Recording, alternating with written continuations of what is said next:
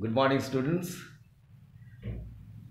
I hope and pray that all of you are fine at home. Remain at home and be safe. Okay. Okay. Today, I'd like to discuss the last point about the last point or the end of the story of the selfish giant. What happens at the end? How the story ends? That is what we are going to discuss today. So please take your book, literature book, and open page number 27. Page number 27. The middle paragraph, that is the fourth paragraph onwards we will discuss. That is, suddenly selfish giant rubbed his eyes in wonder, in surprise. You know that before that what happened? All the children were in the trees, and then spring also comes. Nice flowers comes. Birds started coming. Flowers started blooming. All that. And so he says, "Look." And he looked down. It certainly was a marvelous sight. Beautiful sight. Marvelous means surprising sight. Sight means view. In the further corner of the garden was a tree quite covered with lovely white blossom, white flower. Its branches were all golden. See the description of the tree. Flowers were white, branches were golden, and silver fruit. Fruits were in silver color. Underneath it stood a little boy that selfish giant loved. Remember that boy.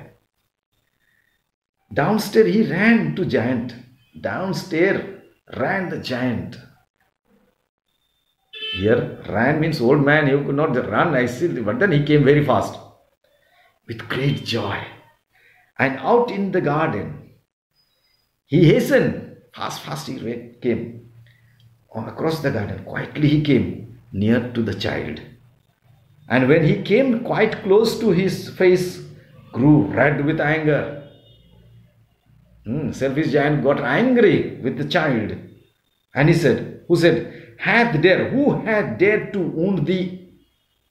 See, when he came, what did he see? The child's hand, palms, both the palms were wounded. And there was a mark of wound. There was a mark of wound at the feet, both the feet. And so this giant became very angry.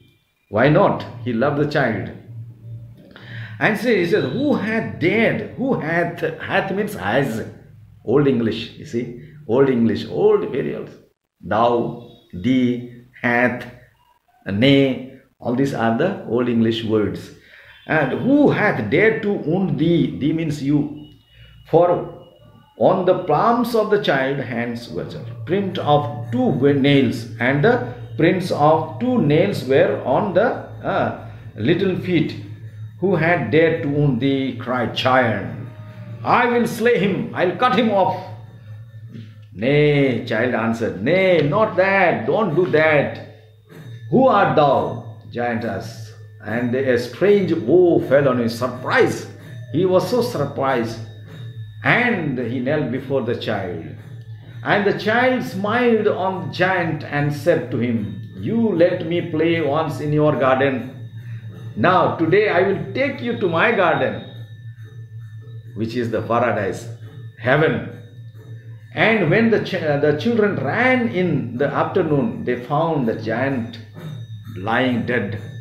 And flowers were on his body, beautiful flowers, white flowers were on his body covered. And so they understood that child was not a very simple child, my dear children. I would like to tell here who reminds. Do you remember who is that child? I don't think, most of you may not know who is that child who had the wound on his palm and the wound on his feet. It is Jesus. It's the Jesus who was nailed to the cross.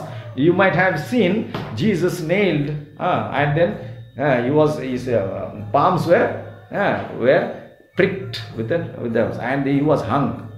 And on the feet also, even then, it was nailed to the cross. And so, Jesus was the child who came to bring once again happiness to the garden. So, it has great meaning. Until Jesus loved little children, my dear children. Jesus loved little children. Let the children come to me and don't stop them. That is what the Bible says. So, that's how it happened. Jesus says, let the little children came. When children came, spring came, happiness came, joy came, flower came, birds came, and everybody was happy. That is what I wanted to tell all those things. Okay, so it was Jesus.